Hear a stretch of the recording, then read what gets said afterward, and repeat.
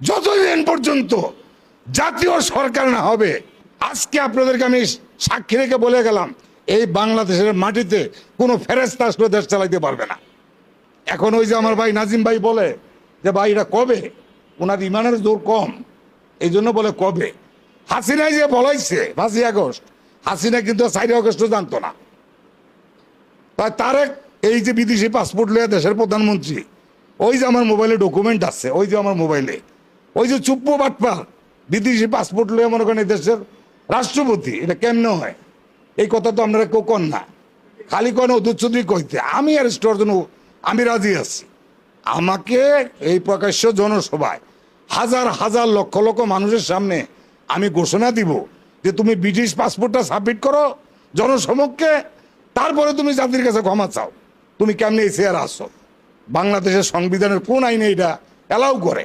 এইটা একটা নাটক তামাশার দেশ।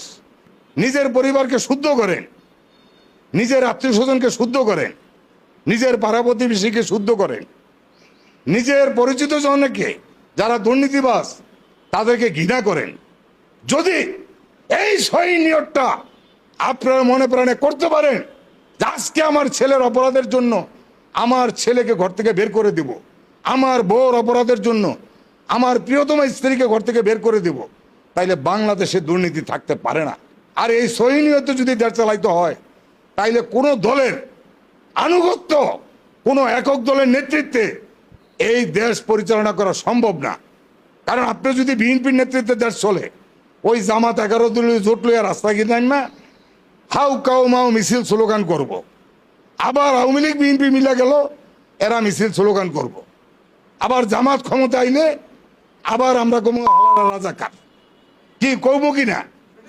তার এই কথাগুলি যতদিন পর্যন্ত চলবে, ততদিন পর্যন্ত এই দেশ ওই দক্ষিণ এশিয়ার জাপান, দক্ষিণ কোরিয়া, সিঙ্গাপুর তো দূরের কথা, মালয়েশিয়া, ভিয়েতনামের কাছেও পৌঁছাইতে পারবে না। তাহলে এই স্বাধীনতার 55 বছর পরে আগে নিজের বিবেককে প্রশ্ন করেন, কারণ বিবেকের উপরে কোনো আদালত নাই। জামাতের লোকে বলছিলাম গত 1 সপ্তাহ আগে, তা আমি বললাম ইসলামী আন্দোলনের লোকে একটু মিলজিল করিয়া, মানে আপনারা এখন না একটু অসুবিধা কি কয়, এরা মুনাফেক। তাই আমি আবার ওই ইসলামী আন্দোলনের সেক্রেটারি গাজী আতাউরের কাছে গেলাম যে ভাই আপনার অপিনিয়ন কি? ওই আলারা মুনাফেক। এখন এই যে মানে একজন আরেকজনের মুনাফেক কইতে আছে, এগুলি কিন্তু খুব সহজ কাজ না, এটা জটিল কাজ। সবাইকে এক টেবিলে বসানো, রাজি করানো খুব কঠিন কাজ। আর তারেক জিয়া তো এখন মনে করেন যে হাওয়ার উপরে আছে। হ্যাঁ, ও জোবাইদার আমার অবশ্য পছন্দ। হ্যাঁ, জোবাইদার আমার পছন্দ, কারণ আমি ছোটোবেলার থেকে তারে দেখছি। আমার পাশের বাসা, মাহবুব আলী খানের মেয়ে, তার মাও খুব ভালো, সে মেয়েটাও ব্রিলিয়ান্ট ছিল। তবে তারেক জিয়ার মায়ের যে ভাবসাব নমুনা, এইটা আমার কাছে ভালো লাগে না।